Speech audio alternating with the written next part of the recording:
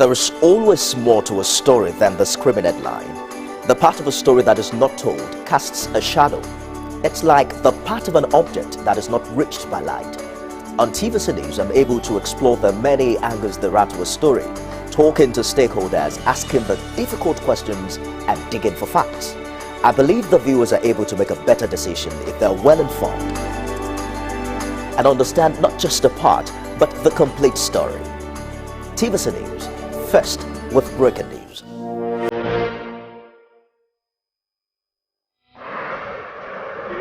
Business lives on the fast track of numbers. Business is a strange world where low numbers mean something different. And its currency are speed and time. Finding the open doors of mainstream is not just good business, it's the start of the business. Join us every weekend on Business Week.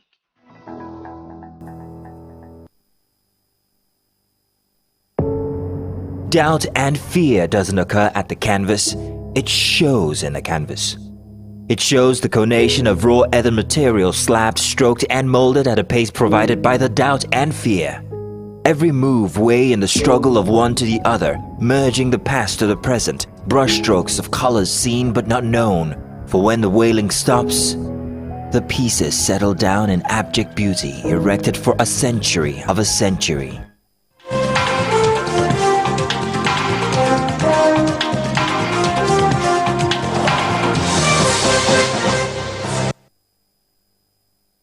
All right, folks, good evening and welcome one and all to another date on the Journalist Hangout Show, the most engaging 60 minutes on TV. I am Citizen Jones Hussein. Today on the program, President Tinubu gave service chiefs new security template, tells them they must work together, and later on, we share this with you. The NLC declares nationwide strike over fuel subsidy removal, I should say, as Lagos lawmaker urges Nigerians to endure pains of subsidy removal. I'm hanging out with Babajide Kolade Otitoju, BKO. Jide, I greet you. Good evening. We are joined by Tony Mwaje. Gentleman, Tony, I greet you too. Thank you so much, citizens. Thank you. So the team is ready. I hope you are.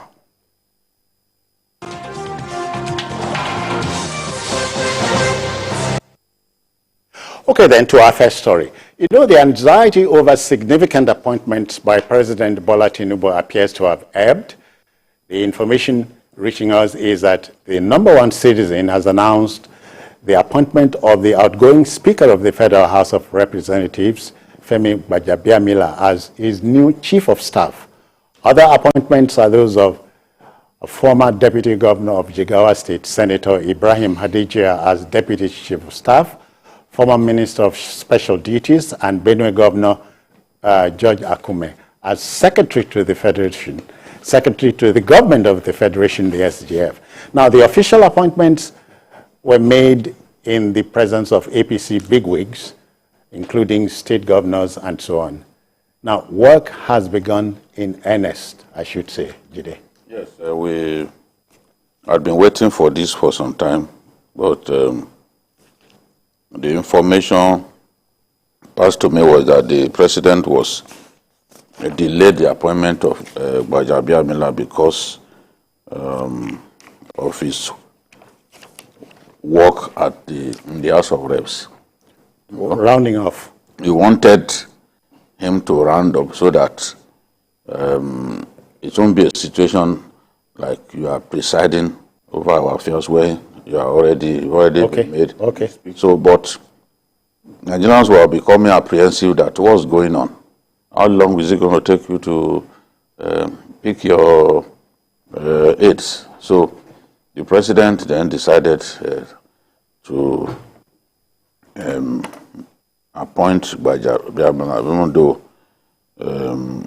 the proclamation of a new National Assembly is still like in the works. 11 days away. It will be proclaimed on the 13th of June. So the deputy Wase can take his place now while he focuses on very serious State tasks matters. ahead. And, you know, he couldn't have stepped in at a more auspicious time. His baptism of fire is coming at a time when subsidy is gone and Labour is threatening fire and brimstone. So, but no one can say Gbaja Biamila is not eminently qualified for his job. He's a very brilliant man. He's very good at arguing. He marshals his points very well. And, you know, somebody once told him, look, as speaker, you don't need to talk so much. You know you have so much knowledge, but once you become speaker, You talk less. you talk less and listen a lot more. Yeah. So, Mr. And President, listening is an art in itself. yes, it helps you when you can listen. And Mr. President will benefit from his all-round knowledge, national affairs, and his capacity to broker peace. You know, he's already been tested, given the role he played during the ASU strike and all that, even during the doctor strike, medical doctor strike. So he's very qualified for the job. The reason some people didn't want him was because they felt with him access to the president Will be because they believe that it's not accessible enough, but Yeah. he can learn that on the job. If there are rough hedges in his disposition, in his conduct, he has to know now that as the chief of staff to the president, he has to be able to bring everyone together, and that involves being humble and being accessible. You know, as chief of staff, Jide, he is a clearing house of sorts between the presidency and the departments. And the rest of us. And he is the head of the personal staff of the president. Yeah. But his influence will extend beyond that. Yeah. This is something that we borrowed from the Americans. It was not originally a position that Nigerians were used to. You know, it's not even known to the Constitution. But over time, it became chief of staffs a way of have life. grown in influence in our country. That's it all depends on how the president wants to use him, and it will find him a good bridge between himself and the executive. Yeah. I mean, and the legislature, because he's been there since 2003. So, congratulations to him. As for Hadeja, I would describe Hadeja as a chartered deputy governor, because he served two different governors as deputy. As deputy, okay. Yes. He was first deputy governor to Saminu Turaki. Saminu Turaki belonged to the generation of 2007. Those the governors who left the scene in 2007. So, for the first term of office, 1999 to 2003, Hadeja was deputy governor to Saminu Turaki, and then they fell out, and then he ended up in the Senate. Now, he also served as deputy governor to Badaru. Yeah. You know, the man with the funny beard who just exited the scene as governor. Again, he served one term as deputy governor to Badaru, and then he went back to the Senate. So he's currently a senator. He's a senator at this time. Yeah. Yes. That's it. Yeah, so His seat will become vacant. of course. He's a senator as we speak now. You know, so now his father too was a distinguished politician, very powerful in the MPC of those days, and then he also got into the NPN of the the late 70s to 83 when they were kicked out of office. So he was kicked out of power. He was also very powerful in the MPN. So he comes from a family with a rich political background. Many people are wondering who is this person, but it's not. You know, you can describe him as a deputy governor, you hardly get head of. Yes. You know, no specific role assigned to you. Yeah. You know, So many people do not know, and they are asking, Ajide, who is this man? But he is someone who has been there, at least for some time. He's a Kaduna boy, grew up in Kaduna, and is in his mid-50s now. So I believe, too, that as Deputy Chief of Staff, it will be very useful to... He fits the bill. Yes. Asiwaju always, most times, he gets his appointments right. For those who didn't want Gbaja to be to be Chief of Staff, Asiwaju is the person who will use him.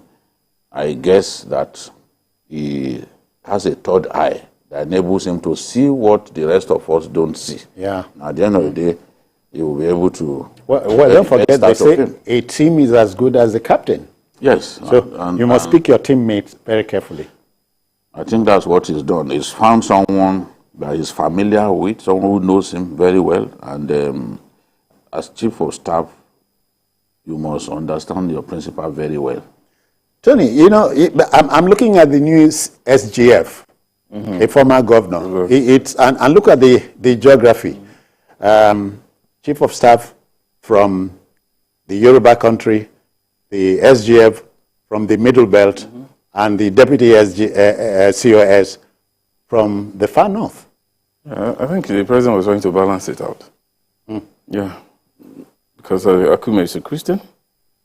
But I know what he's trying to do here. I think, I'm in support. I'm just shocked that Akume, for all the speculation, Akume's name did not even... It came like something from... I was shocked when I heard the name because his name never, for me, he didn't pop up at all.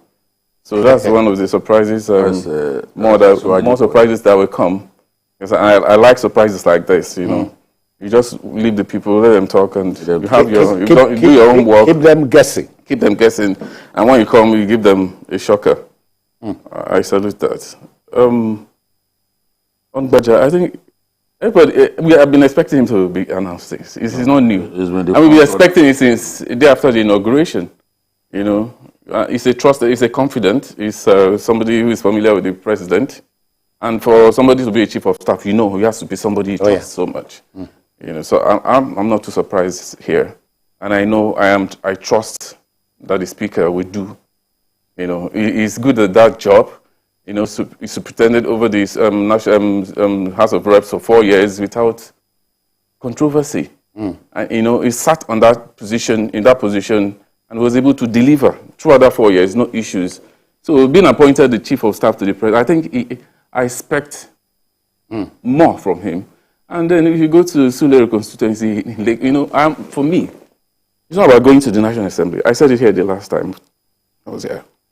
It's about what you do for your people, because you are a representative of the people. You don't go to National Assembly to shine while your people are not getting that benefit. Yeah. He performed for real. He performed in Lagos. Excellent. I went there and I heard people and I've seen, and I saw a lot of things he has done for Lagos. So as they say, so I think he's going to deliver. Square peg in a square hole. It's square peg in a square hole. And I know he will deliver. I commend the president for doing that. All right. Good luck as we move to our next story. Now, to Governor Peter Mba of Enugu State, the saying, do not be afraid of what is not afraid of you applies.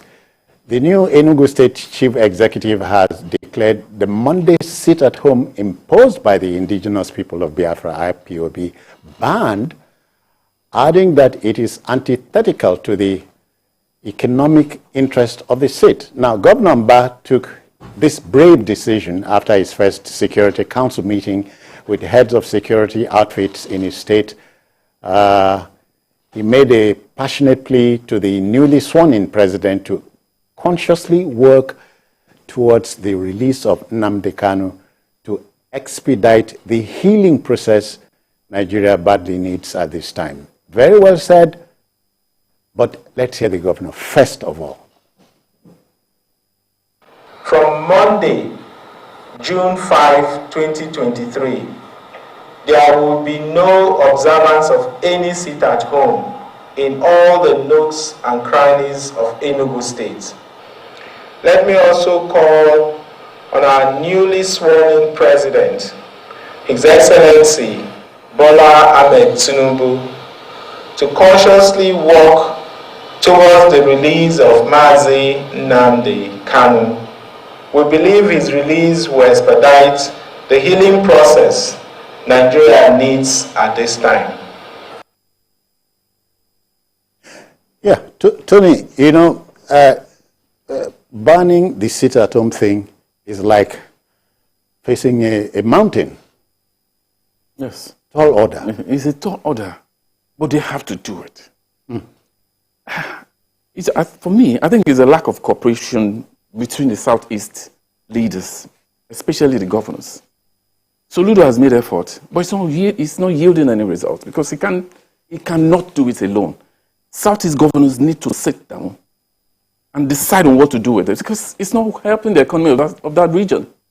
How can you say on a Monday of all days that people should sit at home and do nothing? They won't go to school, they won't go to work.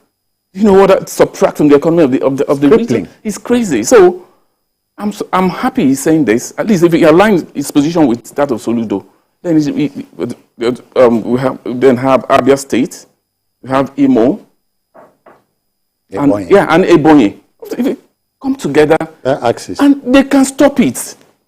They can stop the madness, the killings in the Southeast. I mean, for how many years now? You can't see, I mean, I'm so happy he's coming out immediately with that decision. You don't need to say it's 2 days to take that decision because it is killing the economy of the Southeast, a situation where nothing is done on a Monday. On a Monday, people sit at home and then you see some riffraffs, some vagabonds killing people, and then so it can't stay. It's not a person that wants to stay. I know it's a tall order, but we are talking about government here. Yeah. If government sits down and say enough is enough, it will stop. If we have the political will to solve this problem, it will stop. You don't even need the president to do so. The president can only come when he notices that you guys are organized yourself and say, let's meet the president and see how. You must come up with it's a direction. It's doable. Few people cannot hold the region down for how many years now? It's doable. It's doable, but they need to come together. They need to cooperate to solve this problem. It cannot continue. You know, the atmosphere there is fluid as we speak. We cannot but wish Governor Mba well. We wish the people of the state well, the ordinary people, because and by extension, the region. They are the ones who are suffering. Governors have all the security that they need. They don't get killed by these boys. Or attacked. The ordinary people, sometimes they get attacked. We've seen deputy governors attacked, you know, but they have the security to survive or even repel such attacks, you know. So, but it is not enough to ban sit at home. It wasn't like the people on their own decided, okay, we want sit at home. No. IPOB imposed sit at home and then said, okay, there would only be sit at home on the days that Nnamdi Kanu is being taken to court. But the cultists, the outlaws who have taken over, who have hijacked this whole thing, still go ahead to enforce the sit at home. Despite the fact that the people who instituted it in the first place said, okay, for now, it is only when Nnamdi Kanu is being taken to court that we'll have sit at home. These boys enforce it all. And even and they kill so many people. He is hardly taken to court on Monday. He is hardly taken to court on Monday. Sounds crazy. No, it's not. There was even a time when they took him to court back to back. You know, 2 days of the week, and we had sit at home. Almost like a week. The point that I'm making is not enough for this governor to address the people and say, oh, I've banned. It's beyond him. On those days, you don't even see policemen on the streets. Policemen to observe the sit at home. You don't see them on the street, and because you don't see them on the street, who is that person who would want to risk his life by walking around when there is no protection of any sort. Get visuals of the days when they are doing sit at home in the east. You will see that the streets will be bare. People would not step out. Women, who try to even sell their wares, will have their wares destroyed. I've seen people, a restaurateur was attacked. The soup that she had made turned into the gutter. So people can see that, look, it's so risky to dare these boys. So they would rather, because they keep killing, keep policemen, they kill soldiers. So people would rather stay in their houses. In Ebonyi, I was in Ebonyi recently. I came back around roughly 2.5 weeks ago. The sit-at-home doesn't work in Ebonyi, but it works in Enugu. It works in Anambra. Anambra is a hill. Even in Imo. So people would rather not take the risk. If there is sufficient law enforcement for this, I can tell you these boys cannot keep people at home. On the day the Nigerian Army celebrated Army Day last year, I was in Imo State to celebrate the Army Day with our people. It was on Monday. Come and see traffic gridlock in Owerri. People came out because the military on ground dominated the area. Okay. So who are you that you want to say you are ungun men when the military are in charge? They brought their heavy equipment that they paraded during the Army Day celebration. So who will go and risk his life? That was traffic gridlock. We actually arrived, on what's it called? On what was supposed to be a sit-at-home. Yes, and there was no evidence that any sit-at-home was happening. So it is possible. Of course, that is why I said it's the law enforcement. Yeah. It makes no sense to come up with a law that you are not sure can be enforced. How is Umba sure that what he has said will be enforced? In the past, we've seen governors issue threats. Yes. Oh, if you don't come out, no salary. Exactly. Civil servants. Those civil servants know that they don't have two lives. They don't have the protection that the governor enjoys. So they would rather not listen to him. He doesn't own their lives. If you get killed, a governor is not going to give you another life as duplicate. So the people will not listen unless they are very sure that they will be protected. They're intentional about it. So when people are certain that their protection is guaranteed, you will see them that they will be on the streets to do their work. It's wicked. People are diverting their businesses away from the southeast. The Igbo man likes to open his container on Monday morning. But that Monday morning, you told him, no, you can't work. So schools now, rather than open on Monday, they open on Saturdays. They've even changed changed the school calendar for everyone. It is that bad. So I will be watching to see whether Umba will match his words with action. We'll walk the talk. June 6th. June 6th is I think June 5th.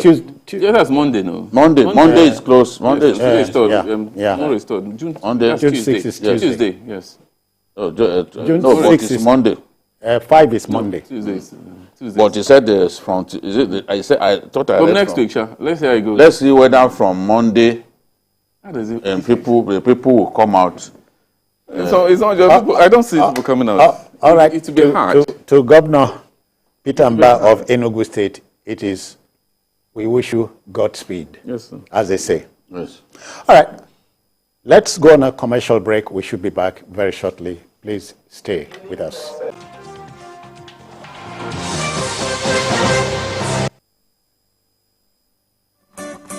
In today's world, our lifestyle, both at work and at play, depends on connectivity. Our connectivity depends on the devices that make it possible, and these devices depend on electric power. When power fails, our life shrinks, our work drops, and our joy dips. JRB Solar Energy Systems are here to ensure that we enjoy uninterruptible power, uninterruptible joy. Whether you're running a business, an institution, or just a home you return daily to rest, JRB has got you covered. No project is too big for our super digital inverters, long-lasting batteries, and efficient solar panels. Go. Dream on. Change your world. JRB Solar Inverters, batteries, solar panels, solar streetlights, and more. Telephone 0906 752 1111. Email sales@jrbsolar.com. With JRB, the sun's gonna shine on everything you do. New beginnings are always colorful. When we celebrate the start of life's journey, we marry in colors. With our proudly Nigerian Dulux paints, now available in any color. Express your world however you want it. Visit a Dulux color center to get any color instantly. Dulux, let's color. Get ready for an inspiring journey into the world of Nigerian media and the life of one of its brightest stars. Introducing Becoming the Queen of Talk TV, the highly anticipated debut book from Moriah Afolabi Brown, the host of Nigeria's #1 breakfast show, Your View. With over 2,300 episodes of Your View under her belt, Moriah is known as the Nigerian Queen of Talk. Her passion for speaking up for women has made her an influential figure in the media industry, both locally and internationally. In her first published book, Moriah takes readers on a journey through her remarkable career, chronicling her life story and swift rise to success. Mark your calendars for June 2023, when this one-of-a-kind book will be unveiled to the world.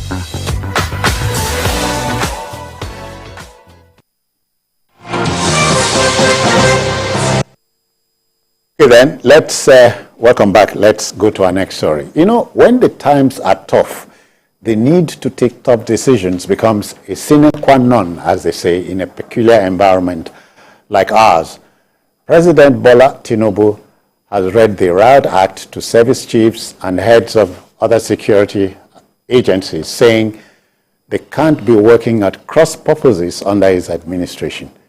He has urged them to redouble efforts in dealing with the menace of terrorism, insurgency, banditry, oil theft, sea piracy, and other vices that have weighed us down. It is said that when you talk tough, you must carry a big stick. Let's share this story of the meeting by our man at the State House, please. Femi Akonde is waiting. Commander-in-Chief of the Armed Forces meets his service chiefs for the first time after the presidential inauguration. President Bola Tinubu has said security will be the top priority of his administration, and he will reform both the security doctrine and its architecture. This meeting with security chiefs that lasted for about 2 hours is matching words with action. The president has made it very, very clear that he is determined to build on whatever gains have been made and to reverse misfortunes and turn the tide in our favor. As far as he is concerned, this country should not be on its knees struggling while other countries are walking. The National Security Advisor says President Tinubu admits he does not have the luxury of time as insecurity continues to ravage some parts of the country, and he has mandated security agencies to come up with a blueprint to reform Nigeria's security architecture. There must be a clearinghouse. All agencies must work to achieve one single purpose. Working at cross purposes and colliding with each other is not something that he will condone. He's going to embark on a lot of reforms in terms of our security architecture. He's going to take a closer look at our misfortunes in the maritime domain, focusing particularly on the issues of oil theft, that he is not going to tolerate. Wherever the problem is coming from, it must be crushed as soon as possible. The Chief of Defense Staff, General Lucky Irabo, also disclosed that new directives have been issued on ways to guarantee the security of lives and property. He says his team is inspired and re-energized to execute the orders of President Bola Tinubu. The security disposition across the country to be. And so we have left Mr. President fired with that mandate and to realign our interventions to fit the expectations, not just of Nigerians, of course, with the mandate that Mr. President has given to us. President Bola Tinubu has inherited a security situation that has grown from bad to worse, despite the huge government spending on defense. It most times seems as if the emerging security threats overwhelms Nigeria's armed forces and the police. As the new administration sets to work, its performance would likely be judged based on the prevailing security situation in the country. Femi Akonde, TVC News, Abuja.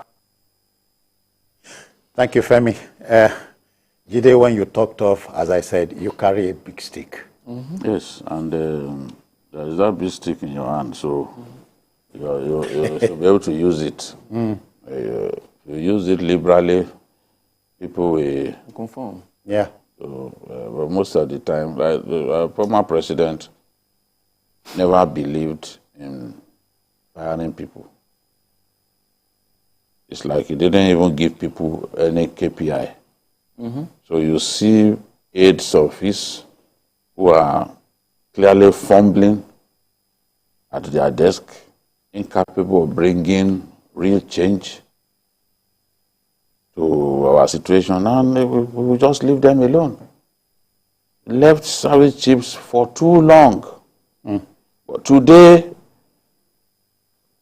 those service chiefs are gone. We've seen in the Northeast tremendous progress. There is no such thing as a Nigerian who cannot be replaced. In this country, there's no such person who can say, okay, without me, I'm indispensable. In this country? No. There's no such person. Nigeria is so blessed with manpower that even the whole world knows that when Nigeria begins to get it right, the world will take notice. They will know. Sure. And what we need is focused leadership. Yeah. Except Asiwaju Bola Ahmed Tinubu changes. So the Tinubu that I know will give you a job to do, and he expects you to do a good job. That is what we keep. As they say in soccer, that is what will keep you on the job. You kick and follow. That is what will keep you on the job. It's not a situation like, oh, I like this person, so he has to stay there. Talk to anyone who was in his cabinet in Lagos. Robust discussions at ESCO meetings. And it's not a situation like, oh... He yields to superior arguments. Of course, there were people who always argue with him, even amongst them. They were never afraid. There were some of them who were never afraid to argue with him. People like Tunji Bello, people like Dele Alake, they were never afraid to argue with him. Excellency, you are wrong, sir. He knows that they want him to succeed. So he will not take it as a slight. Yes, that, okay, this person is confronting me. No. They all want the best for you. They want you to succeed. When you succeed, they succeed. You know, and there are still a good number of those guys around to help him recreate the success that we saw in Lagos. So we can't have service chiefs working against one another. We had it in the past. Service chiefs who did not see eye to eye. One credit I must give to the current set of service chiefs is that they were working together. They've been working together. Under the leadership of Irabo, the CDS, they've been working together. I've seen clear signs of them working together. and even the soldiers know that their bosses are working together. One clear evidence of that was a party that was held in December. It wasn't like, okay, service chief, let me do this party for my own people alone. They came together just so that the troops will see clear signs that, look, we are singing from the same hymnal. It's not a question of, we are not. Look, I don't want. Why should you be envious of one another? Yeah. You've not defeated terror. We are fighting one another. Something must be wrong with you. Oh, yeah. You have to defeat the enemy first. So now, he's told them, I will not tolerate this. Oh. Yeah. You saw the way I was here. We were discussing the EFCC DSS matter. Yeah. I said I expect Tinubu to step in immediately and put an end to the nonsense that was going on. We were stepping out of this when they told me that Mr. President has said that the DSS should leave that place immediately. That was what I expected. That's how the captain behaves. Not that they will be quarreling, the people that will be quarreling for a long time, embarrassing everybody, and you will not do anything. No. They know now that this someone who will not tolerate this, and he has expanded their work. You will keep your jobs for as long as you can deliver on the mandate that's it. Given. That is what should keep you on your job.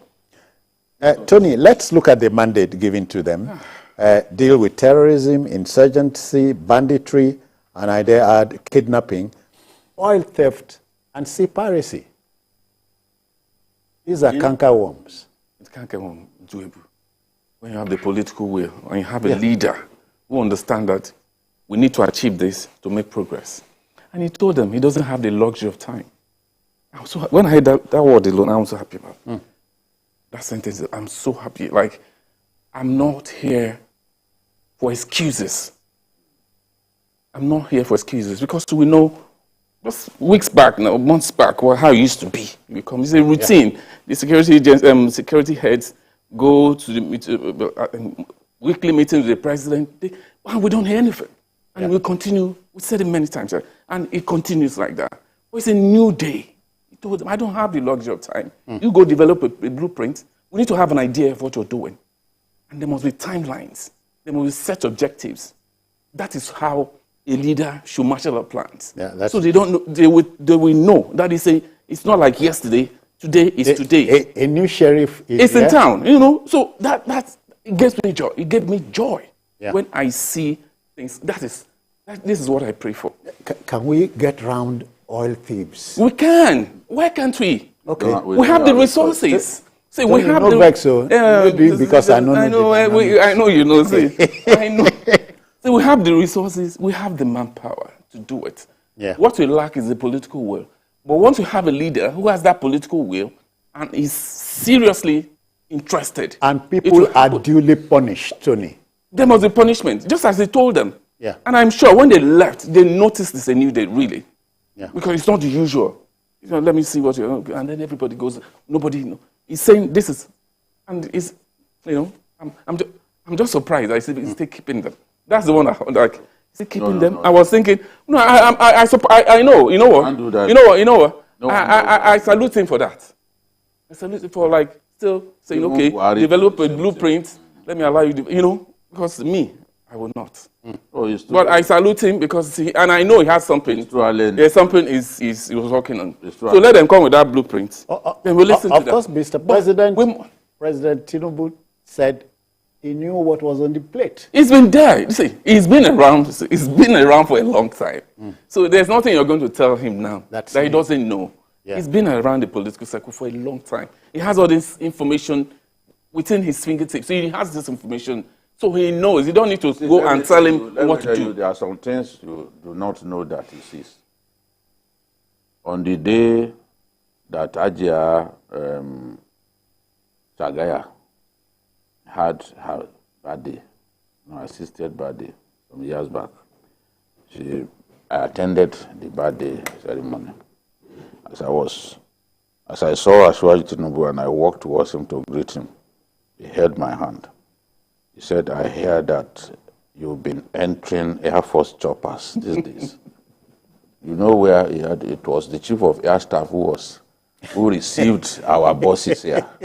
He received Andrew and others, and he told the former chief of army, Mr. Sadiq, he said, do you know why I like Jide? Jide goes to those dangerous places. Sometimes he even joins us, looking for these bad people. So I didn't know that Ashwaju was even watching. So said, that's a president who is particular about finding. He said you've been joining the military in their choppers. I was taken aback because I didn't know that he was even aware.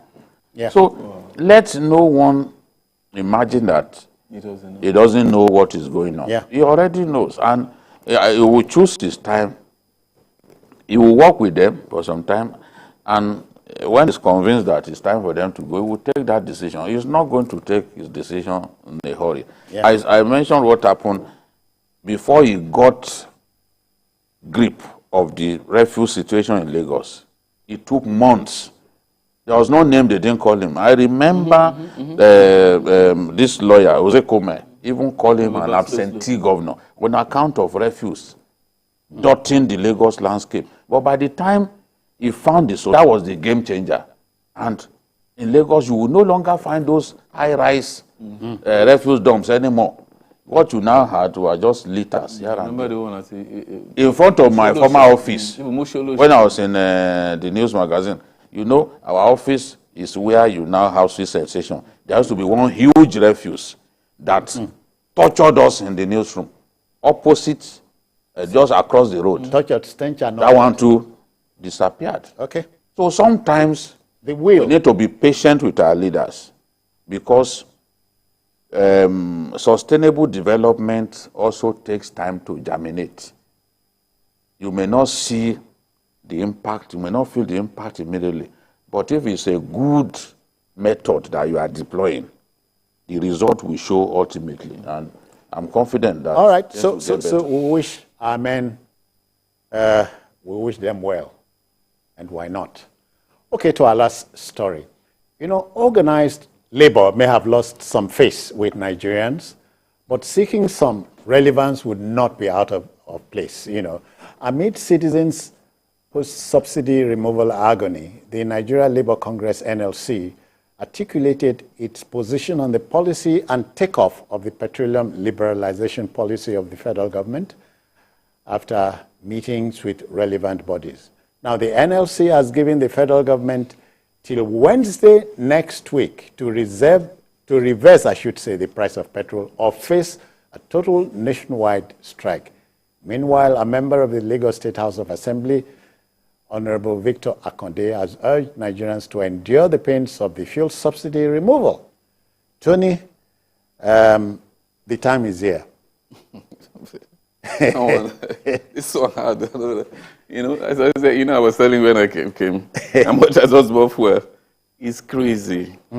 It's crazy. You know, you buy fuel, and your gauge is sitting down there and looking at you as if I just told you you didn't do anything. I managed to put 5,000 and the meter no move. I said, Jide, I told him, fowl they lay egg with size in bottom, in body. I want to go back to the attendant. Like, are you sure you just, you know? But that's the reality of the time. The worst thing is that even those filling stations will still tamper with the. I'm going there. Yes, they definitely, majority of them, and I think that's where DPR is failing. Majority of filling station owners, they tampered with their pumps. Everybody knows this. A liter is no longer a liter. You buy 10 liters, you're not seeing it. Even before now, even before the subsidy removal, it's been there. So that's another angle. The regulatory agency, the 5,000 where I talk, before I close eye, blink. You don't finish. I say, It's to go back to reserve. You know, this subsidy is inevitable. Yeah. Subsidy removal, we've been praying for it, because you cannot keep enriching a monolithic few of people. If the NNPC tells you and I that every month it pays out, is it 40 billion? In subsidy. And this is the budget of some countries. Some countries. It's scary, you know, the movement of cash in the name of subsidy. And who are they? I mean, free money. A lot of things have been happening. So I know a day like this will come. So I know a day like this will come. Most Nigerians have been praying for a day like this. They know subsidy must go. Yeah. Subsidy, because a lot of people have been making big boxes and money from it. So I commend it. Yeah. But my problem is, like when the president was even making this announcement on inauguration day, I went out immediately to go to search for fuel. And you won't believe that majority of these filling station owners shut their pumps, shut their filling station, and the next day they jack up this price without even information from the presidency or even from NNPC. So that's the problem a lot of people are even talking about right now. In as much as we want this subsidy removal, a lot still needs to be done. There must be regulation. There must be regulation because people are taking advantage of the situation right now. There's confusion. There are certain things that needs to be done. Subsidy removal is good, but the people mustn't suffer for it. We've subsidized officials of government for a long time. People at the lower echelon must. In the days of reorientation, you at least you send a message and the message sinks down. It sinks down. But this was one knee-jerk thing. Immediately, without instruction, without aiming. I support it. Let's not get it wrong. But there must be certain things that people will benefit from. There must, I don't want to use that word palliative, but people mustn't feel the shock. I mean, like a country where you have, where the minimum wage is still 30,000 naira. Yeah. I mean, we have to look at it. NLC may have, we just want to, we've had strikes before, so I'm not really too surprised about this strike thing. It will happen. Yeah, strike's supposed to be like the last resort, but usually in Nigeria, they apply it first. I was expecting negotiation, and 2 days ago they had a meeting and it was deadlocked. I was expecting a follow-up to the meeting, then I had the strike. So it will happen. We've had strikes before. But for me, strike shouldn't be the issue right now. Still negotiate, and let's hear we won't even hear what the government is saying to NLC. Let me echo what he has said. Subsidy had to go. But then, I know you remember January 2012, when the Jonathan government made to remove it, the brouhaha that came. Between then and now, a lot would have been achieved in the name of dealing with subsidy removal. Yes, and during the Jonathan regime, we were spending just under $500 billion. Naira? Yes. Let me say $500 billion. I think about, we are spending a little less than $500 billion on subsidy. For a year? Today, yes. Today, it's grown to, as we were told, the 6 trillion. If subsidy were to be sustained for the whole of 2023, 6 trillion. And this 6 trillion is more than what we can live with. It's just crazy to spend that kind of money on subsidy. When you postpone the evil day, the evil day will still come. Yeah. You may not be the one to suffer, but some people will suffer. We have allowed this thing to go on for too long. And I can tell you there are people who, just as we have people who do not want our refineries to work, we have people who want this subsidy regime to continue. Oh, yeah.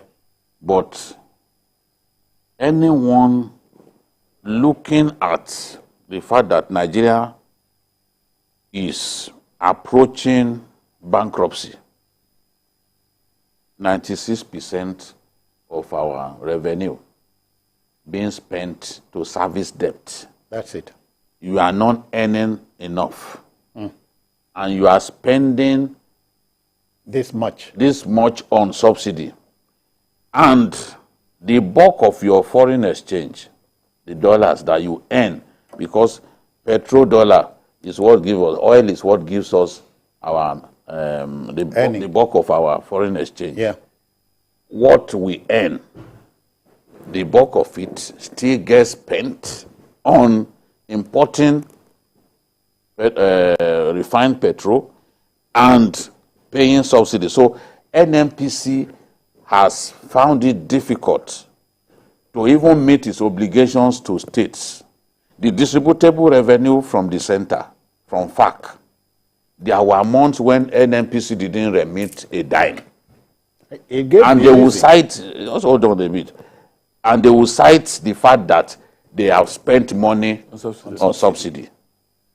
NNPC taking it upon itself to pay subsidy, pay subsidy bills not appropriated for by the National Assembly. Yeah. What kind of a nation allows that to happen? You are the one who sells the product. You take the decision to then go and pay subsidy bill with subsidy bill that was not appropriated for by the National Assembly. And then what you ought to remit to the Federation account for the three tiers of government to share amongst themselves. You tell them, I've paid subsidy, I have nothing left to give. We've had months like that NNPC didn't remit. Yeah, sure. Is that what we want to see continue? Because everybody can get emotional about this. I'm spending this thing. But the greater harm to the country is what people should be looking at. If our JRO, for example, I will not say, because I'm a union leader, no, we don't want a removal of subsidy. We don't, because you should be able to look at the bigger picture, and the bigger picture is that Nigeria is approaching bankruptcy. Look at how much we are owing even CBN. And more than that, we are feathering the nest of some people. Greedy people who have been lying to us, inflating our consumption level, just so that from the subsidy bill, they can steal us blind. This is what is happening. I've seen sensible people say, it is not possible for Nigeria to consume this level of PMS. Yeah. Remember what even within the same government, look at what the Comptroller General of Customs said. From within the same government, the man said, if you are telling us that this product is being moved across the borders on a daily basis, do you know how many tankers that will do the job? It will take? Yeah, to ferry this thing.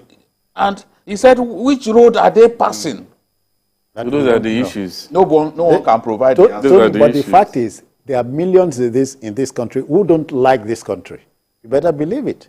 There are millions. You know, that people, they are big boys and big girls, smile to the bank every day for doing nothing. For doing nothing, because of what you're talking about. No. So that is why it has to go. It has to go. But a lot of questions still need to be asked. Like DJ is saying now, the 60 million liters consumption on a daily basis, and 56 million taken out of the country on a daily basis. I mean, how can we, is it possible that it happens every day? No, it's not practical. Is it possible that we consume the same liter every day, 60 million on a regular basis? That's what the man says. Okay, so, there are things you're destined to buy. I'm telling you, how do they ferry these things across the country on a daily basis? Even if it's the countries without the customs knowing. It's not possible. It's not possible. So we need to, definitely, the time has come, it to be taken out. Oh yeah. Nothing lasts forever. It has to be taken out. But the people must be factored in. What needs to be done as a listening government? President Tinubu needs to listen to Labour. What are they saying? That's what I thought they would come out, exactly. It's inconceivable that anyone will say, no, the subsidy regime should continue. That's an emotional argument that makes absolutely no sense. Because when you look at the bigger picture, you know that Nigeria will suffer. And this will continue collapse over everyone's heads. Yeah. So there are many things that you need to address. Even the single exchange window that we've been talking about. This is the time to do it. Yeah. You leave a situation in which the gap between the unofficial market and the official market is so wide. It leaves room for rent-seeking, for people to speculate and make good money. Yeah. So why won't the artificial scarcity of the dollar continue?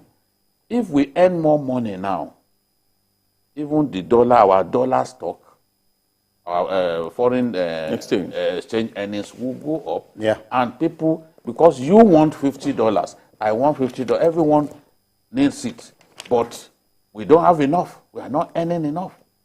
Part of what we earn, we are using to buy premium motor spirit when we have refineries around. People have deliberately ensured that they don't. It doesn't work. All right, folks, we must go, but not before saying to Jide and Tony that it is possible to have a new country. The rebirth begins from now. A country that works. That's what, and that what works, we want yeah. to see. No we want to thank the works. Backroom Boys for all you've done. And that's it on the program. If you missed any part of it, join us at 11 later tonight for a repeat broadcast. But on Sunday, we expand the field, as we always say, from 1:30 to 3:30 for the Journalist Hangout show. We're also on YouTube at youtube.com/TVC News Nigeria. I am Citizen Jones Usain. Bye-bye now.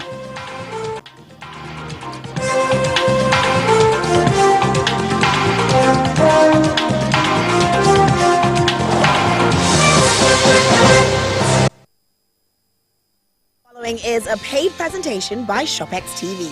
Do you spend the night trying to get